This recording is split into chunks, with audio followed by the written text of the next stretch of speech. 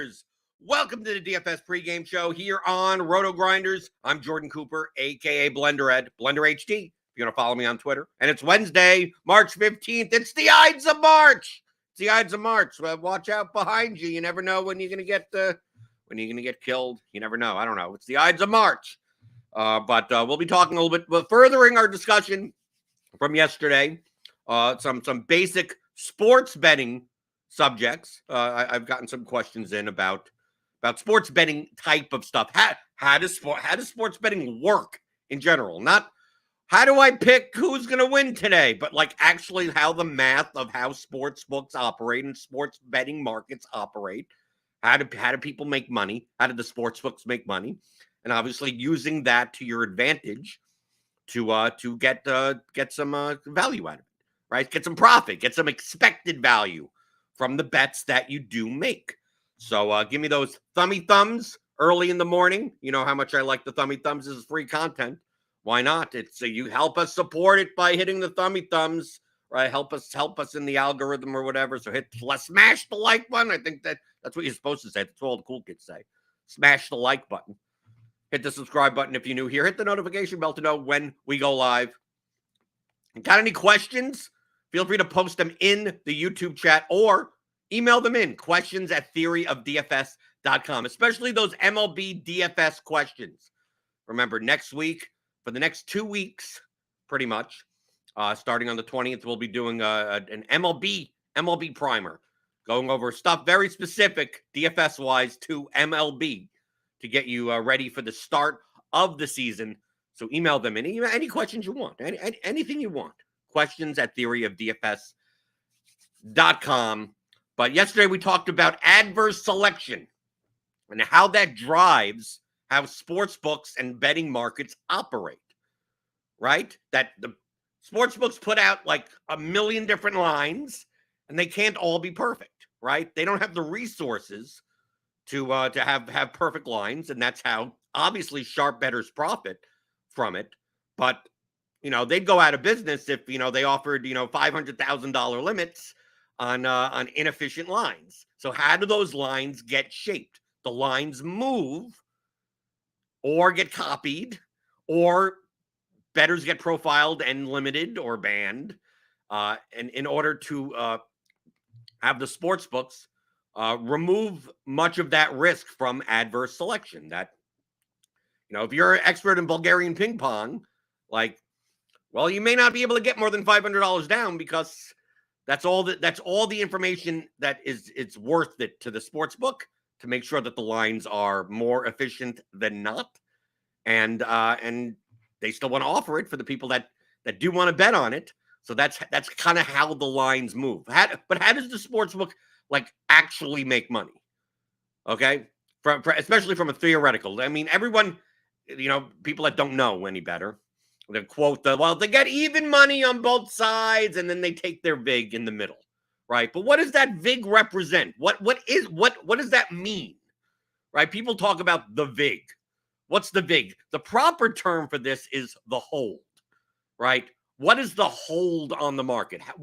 What percentage of the handle, quote unquote, is the sportsbook keeping that is unavailable to be won from either side of a bet? Okay, and that's simply done by seeing how odds are laid out. So, for instance, if we have a money line situation, minus 230 on the favorite, plus 190 on the underdog, right? If it was a true line, it would be minus 230 and plus 230, right? Right. That would be like minus 230 would be the implied probability of 69.7%. Okay, that's what minus 230 means. Plus 230 would be 30.3%, right? You add the two probabilities up, and what do you get? You get 100%. Okay, so 69.7% of the time, the favorite wins, and they pay out the favorite. 30.3% of the time, the underdog wins, and they pay out the $230 that they're getting from the favorites, people that bet, to those bettors, which means they make zero. They get zero. They're just facilitating at that point, right? So how do they make their money? They make their money because the sides don't equal 100% probability. They equal higher than that. So, for instance, you will see a line that's minus 230 for the favorite and then plus 190 for the underdog, which in implied probability, minus 230 is 69.7%. Plus 190 is 34.48%, which equals, if you add them up, to 104.18%. Obviously, something can't happen 104, a total of 104.18%. 100 is the max, right? This team wins 69% of the time. The other team can only win 31% of the time. Can't win more often than that. So this extra percent, they're taking the market. They're taking money in as if the total pie is 104.18%, when in actuality it's 100%. So this extra 4.18%, that's the VIG. That's the hold. That's the money that they're keeping. They're paying out 100%, right? Because that's the actual probabilities of one team winning or the other team winning is 100% in total. But they're taking money in at 104.18%. And obviously, the bigger the spread between the numbers, the bigger the hold is on the market that the sports book is taking. So, for instance, if it was minus 270 plus 230, I have it one down here. Minus 270 is 72.97%. Plus 230 is 30.3%. You add them up, and you get 103.27%, which means that this 3.27% represents the hold. So you could go to any market, you could go to any line, right? We even have on the Action Network a way to even show what the hold is. So you can go to any sportsbook line. I could go to fightodds.io. I already got this up, right, for my MMA stuff, right? I could look at any book, any line, like FanDuel for Usman Edwards, minus 260 plus 196. Minus 260 plus 196. The hold is 5.67%. That's the VIG. That's the hold. The lower the hold, the more beneficial it is to you to bet on the market. Even if you didn't have any clue about which side to bet on, this is like the rake in DFS. All right? Right? We have rake GPPs, right, are typically raked at around 15%, somewhere between 13 and 15. Imagine, let's say, instead of 15%, the rake was 5%. Doesn't change anything about how anyone plays the GPP or the lineups or anything like that. But you randomly playing a lineup, you're going to stand to make more money the lower the rake is. Your negative EV your plus EV lineup will be a little bit more plus EV. Your negative EV lineup may still be negative EV, but not as negative EV, right? Because DraftKings or FanDuel or whoever is keeping less of the money out of the prize pool and still paying out the rest of it. So if you're going to bet, let's say you're not handicapping, you're not doing modeling, you're not doing anything, you're not originating, you're not doing any type of top down, you're not arbitraging, nothing. If you were to randomly bet on stuff, randomly betting on lower hold markets are going to give you more bang for the buck. Are you going to be profitable? No, not necessarily. But imagine if this hold, instead of minus 260 plus 196, let's say it was minus 350 on one side and plus 120 on the other side, which is a ridiculous difference, right? The hold would be 18.85%. That this market would be like unbeatable when the sportsbook is holding that much of the money, right?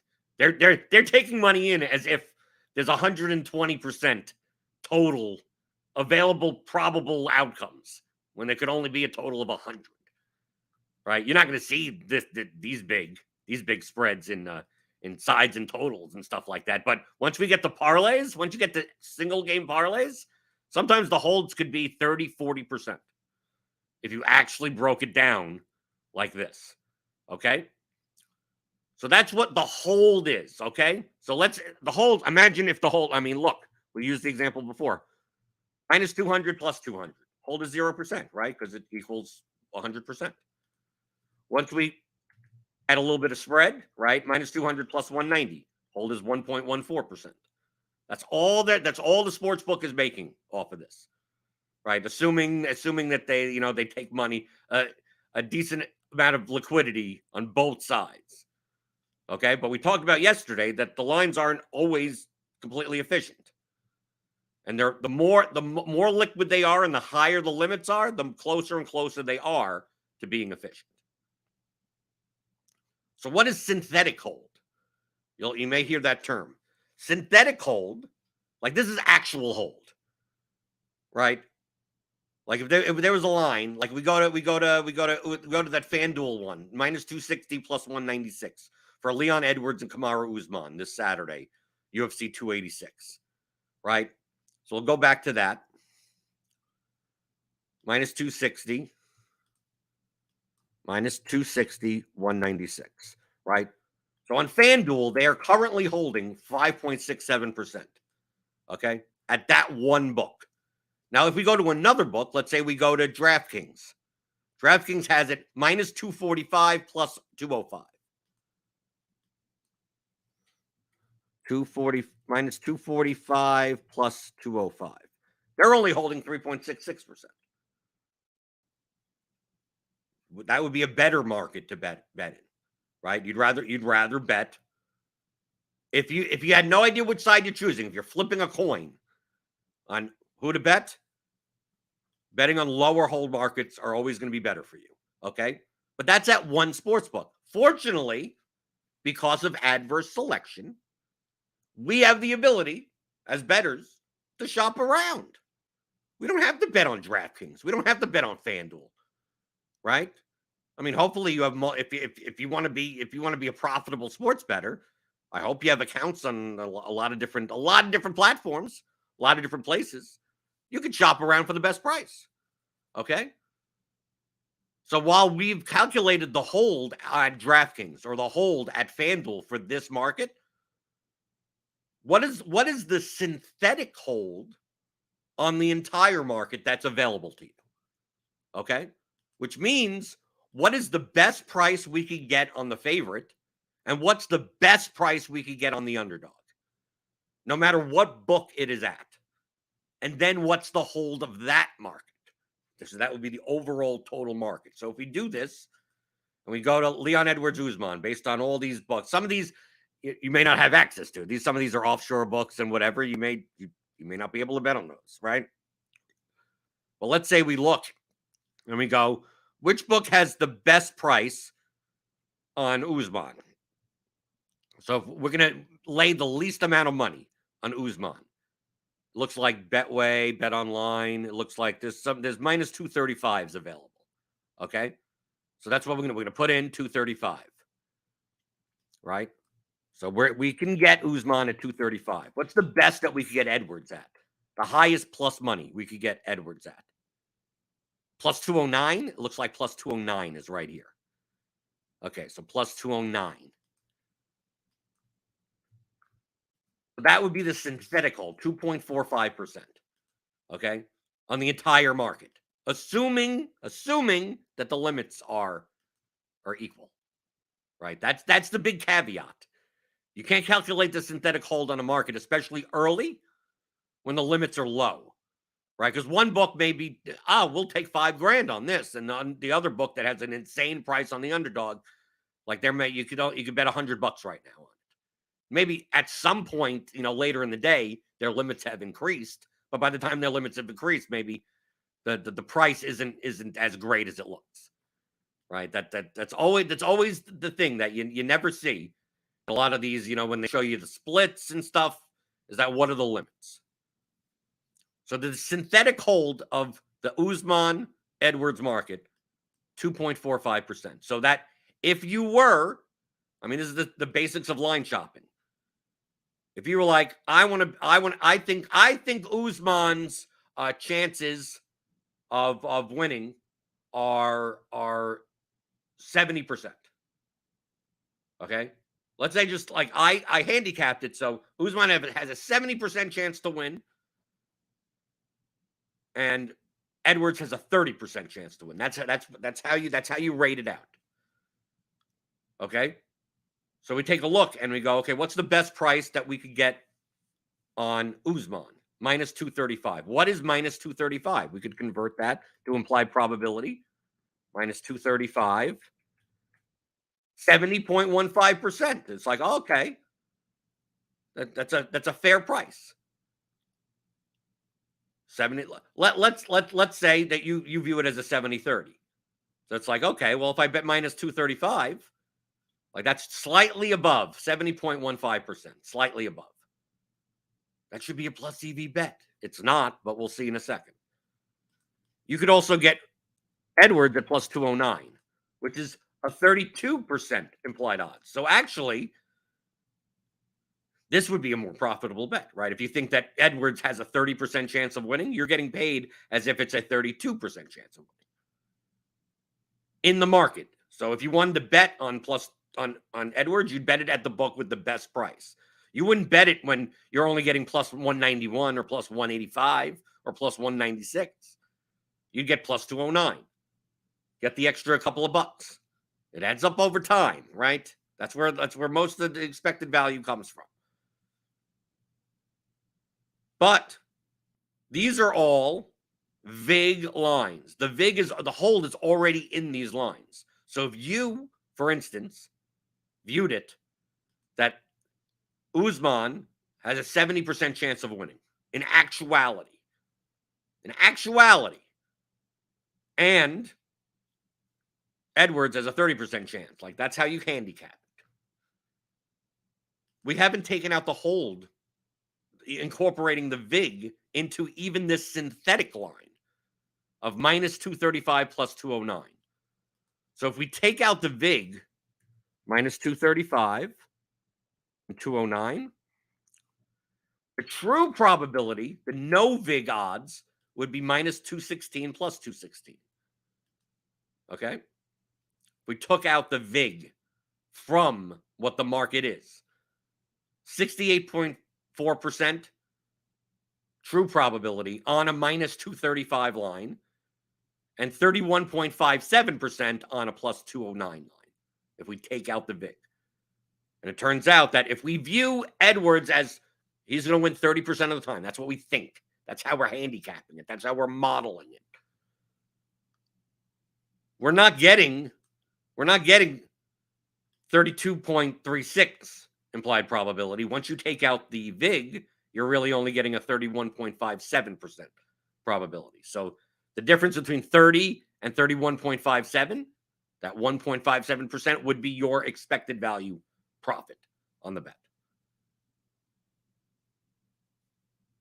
So utilizing synthetic hold on a market, assuming obviously the caveat, the limits are equal or enough that you could bet on, then removing the VIG from the synthetic hold shows you what the base true probability of the market in a whole is. And then whatever your model said, whatever you originate based on that. Can you beat that? Are either of these lines, minus 235 plus 209, beatable? Right? You're based on your model. If you think that it should be a 65-35 fight, well, then you're going to be betting a ton on Edwards. If you think if you think Usman wins 80% of the time, minus 235 is a great line, right? The true probability of the synthetic market is 68.43%. So even with the VIG on top of it, like you're making more money. Okay, so we can take this from other examples also. If we let's go to fightodds.net, let's try to even bigger markets, right? Or even smaller ones. Like let's take right here. Let's see, can we find anything that's arbitrageable in some fashion? Yeah, okay. Here's the Chris Dunk. Like here's can we follow? I'm looking. I'm seeing. I'm probably not, because you typically can't find. Let's see. Can we find anything that's like very, very close? Very close. Let's see. Across the board. This is a weird. Wow, this is a large spread over here. Okay. I don't know if that's just a parsing error. Going through. Let's see. Can we find anything? I mean, I see some ones that are close. So let's take this Chris Duncan Omar Morales market. Okay? Which is a pick 'em fight, pretty much. The line may flip by the time, the Saturday comes around.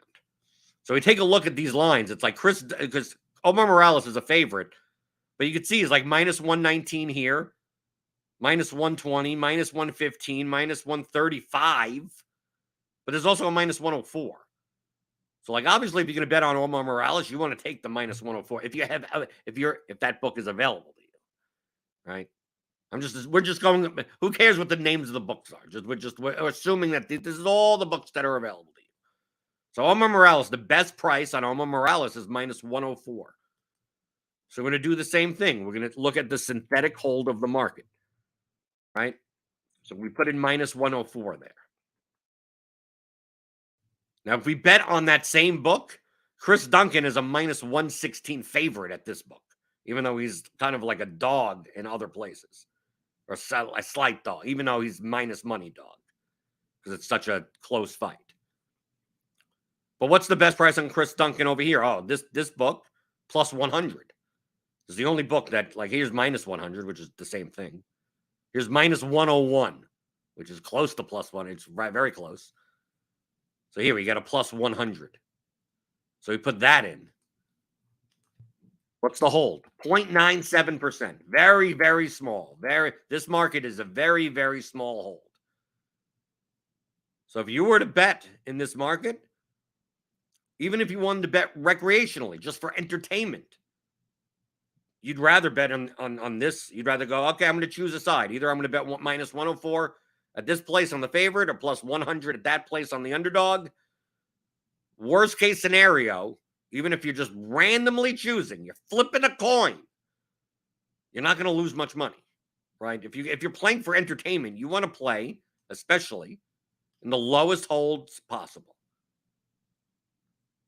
The lowest hold markets.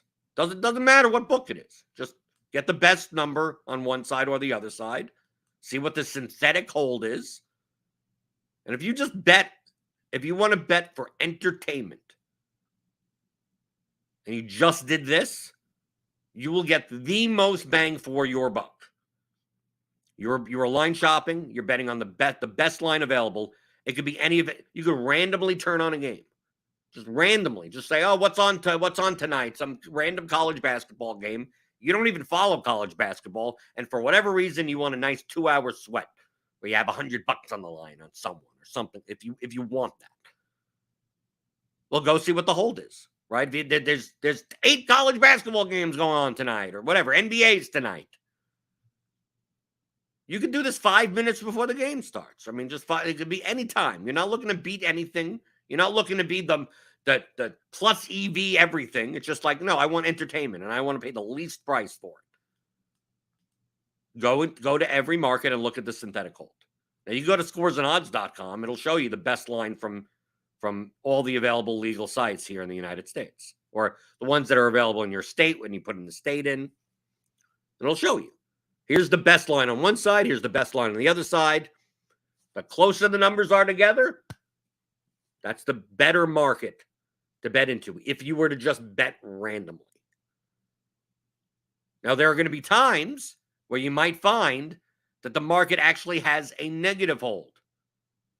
Okay, so let's say, for instance, we found one where the favorite was minus 150 on one side, but we found a book that's taking plus 160 on the dog.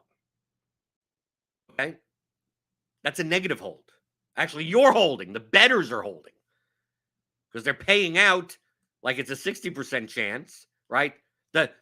What they're taking in is like 98.5%, and they're paying out 100%, right? Synthetically in the market.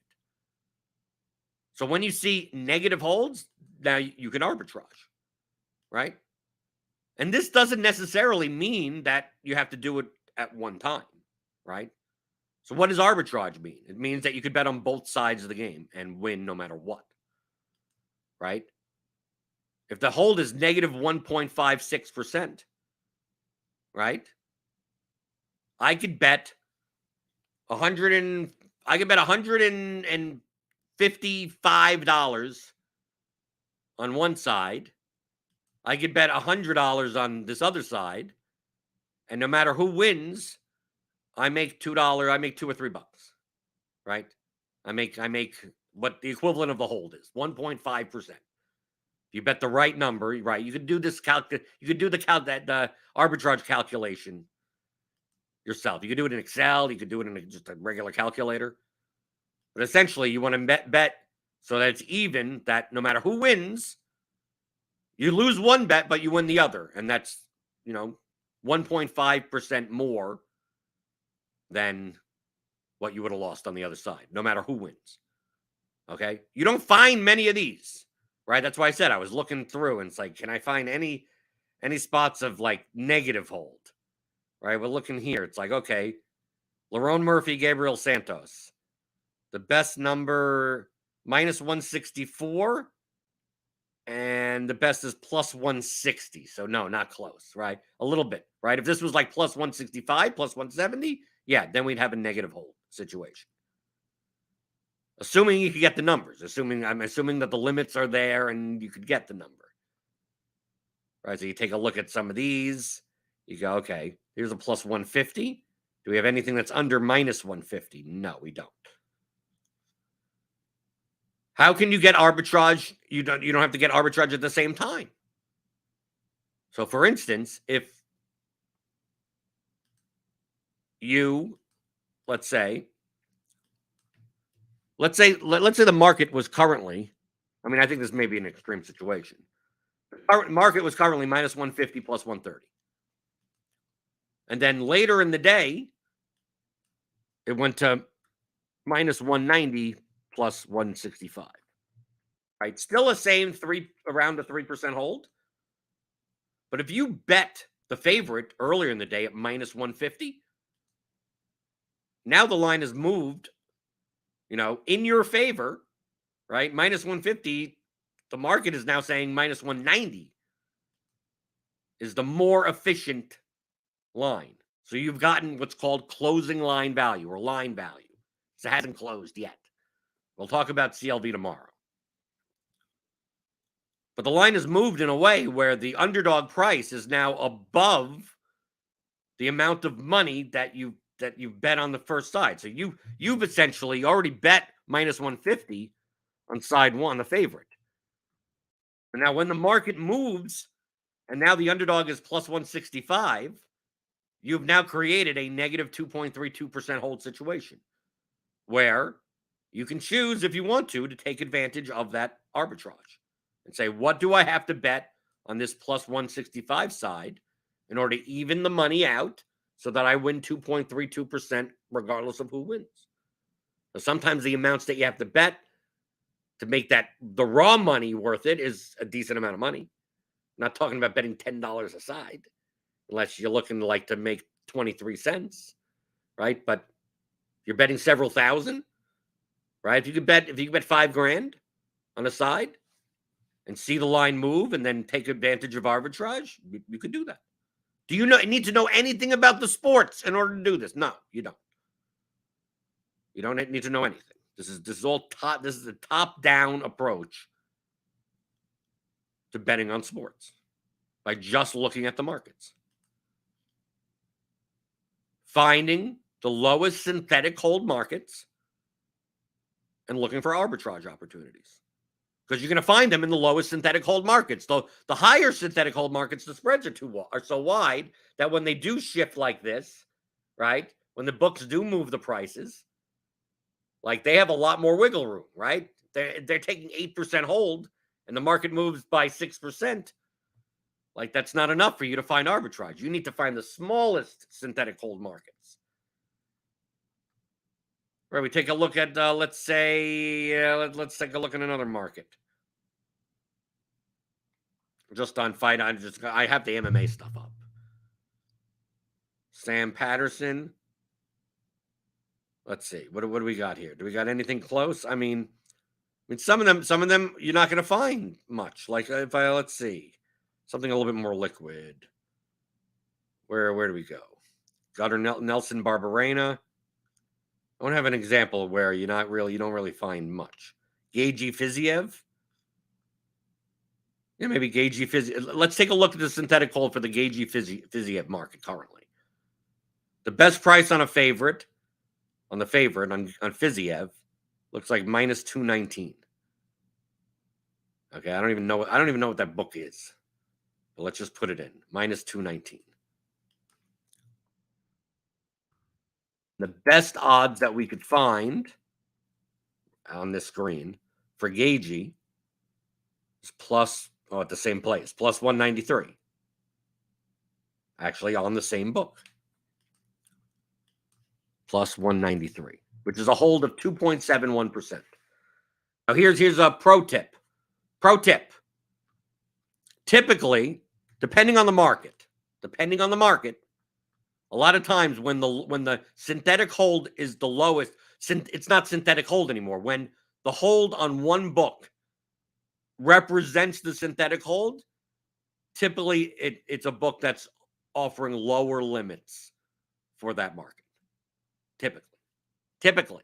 I'm just saying typically. I don't know, not always. You'll find this in props a lot. Where if you find that the best odds that you could get on the over or the under, it's at the same place, and you go, wow, that's only like a 1.5% hold, and you go there and you can't bet more than like $20 on it. But on the other books, you could bet 500 or something. I'm not saying it always is, but a lot of times that's what it represents. So we can see in this market, minus 219 plus 193. If you believe that Gagey, right? If you believe Gagey, let's say you think that by the end of the week, lines are going to move towards Justin Gagey. Means that he's going to get less and less of a price, right? Plus 193. Right? You could get him right now at plus 193, but you think that more people are going to bet on him. The Gagey may come down to, let's say you think the Gagey may come down to plus 160. Okay? You could choose to bet him at plus 180. You think that's great value. Plus 193. You bet plus 193, and then you wait. Right? Today's Wednesday. Maybe you see the line. Does the line move in your favor? And as the line moves in your favor, the higher the expected value of your original bet gets in the long term, right? Heuristically, you're beating the closing line. But if this line gets to the point where Fiziev is anything better than minus 193, right? Minus 193. If you could get the same bet on the other side of minus 193, the hold is zero. You'd make no money, and the book would make no money. But let's say Fiziev, is now only a minus 170 favorite by the end of the week. You could choose to now arbitrage your entire position. Right? Let's say it goes down to even minus 165. It's like, dude, you could literally take your money out and guarantee yourself a profit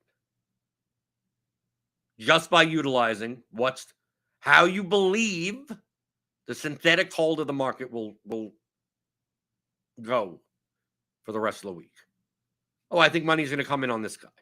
Now, obviously, you have to be right. If the market moves against you, then you're creating more of a hold, right? If you bet Gagey plus 193, and by the end of the week he's at plus 250, that means you screwed up, right? You have negative closing line value, right? The line moved against you. And heuristically, as a sports bettor, the more often that you beat the closing line, and the caveat on top of that, beat the closing line, no vig closing line, the true probability of the efficient market, the more profitable you should be. It's probably the number one heuristic of a sharp sports bettor, of a profitable sports bettor, that they're consistently beating the closing line of the market. Not necessarily the closing line of the book that you bet it at, but the closing line of the market. And then, on top of that, the closing line, no vig closing line of the market. And then, on top of that, the no vig closing line of the sharpest place that offers that market. Some people call that XCLV, like expected XCLV. I've seen it. I don't know why it's called expected CLV or something, but I've seen it listed as XCLV before. But in order to be a profitable sports bettor, you have to know how markets work. This is the game that you're playing, right? I think plus EV analytics. Where is he? Instead of very, very good. Plus, I have EV analytics, right? You should follow him on Twitter, right? This applies to DFS as well. The greatest trick the devil ever pulled is convincing people that sports betting is a contest of who knows the most about sports. Same thing for DFS, right? Same thing for sports betting. It's a math game played amongst millions of people or whatever the betting market is, and the sports books themselves. Just about getting the best number over time. That's it. Can you get the better numbers than other people? Better numbers than the true probability? And how will you get them? Doesn't matter. It doesn't matter. That's why typically the two forms of sports betting are called top down and bottom up. Bottom up would be the origination method. Bottom up would be for baseball strikeout props. I subscribe to Derek Carty's The Bat projections. Look at his statistical projections. And I go, okay, he's projecting Charlie Morton 6.8 strikeouts and the line's at 5.5. So I'm going to bet the over. That would be bottom up, right? I am getting value on that because the mean or median projection is higher than what the sports book is offering.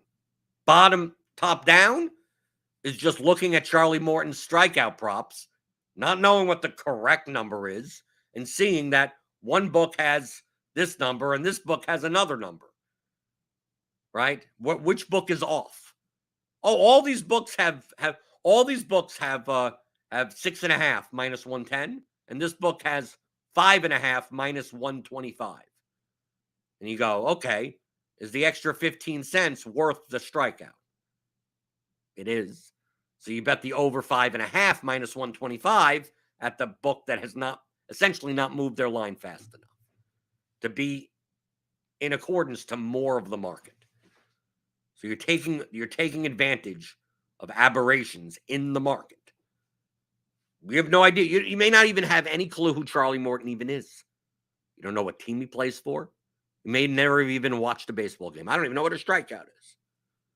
But you can take a look across a large cross-section of the market and go, well, everyone seems to be in agreement for the most part, consensus around here, and this one place is just, I don't know what, that seems to be an outlier. It's more likely than not, the consensus is closer to being efficient than the outlier. So take advantage. Which way to bet towards the normal market at this outlier book? And then you find, that's why you have multiple sportsbook accounts.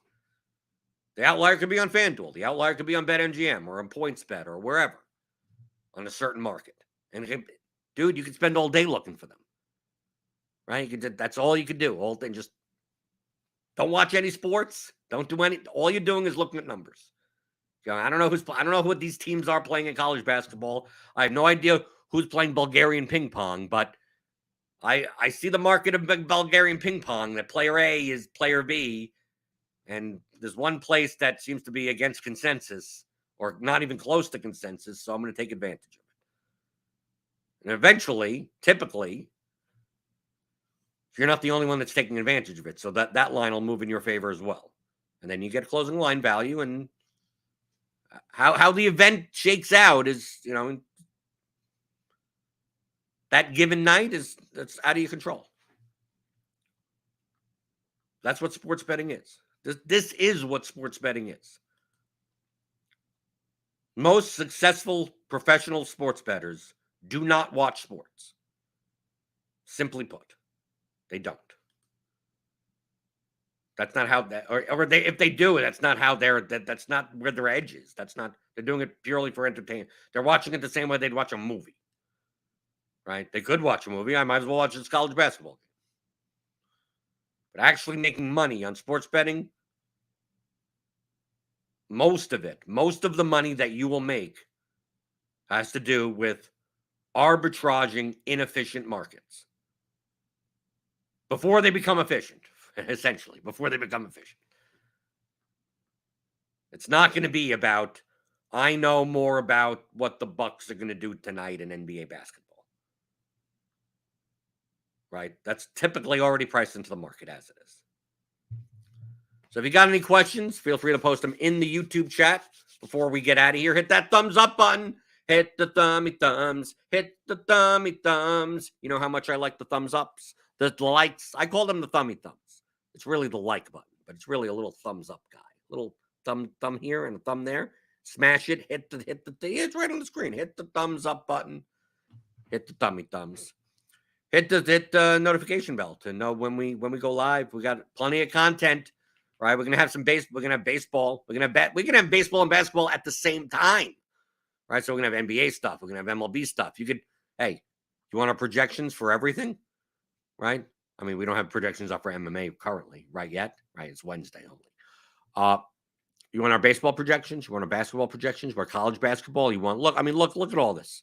NFL, MLB, NBA, NHL, soccer, MMA, golf, Madden Sims projections.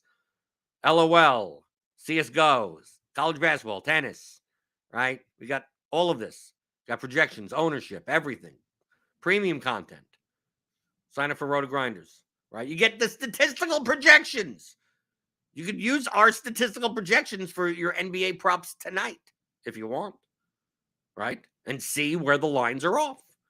And then bet on those lines before they move, because a lot of people, by the time you look at the statistical projections, you may go, wow, I looked at all these places and they all seem pretty good. It's like they probably weren't good 8 hours ago.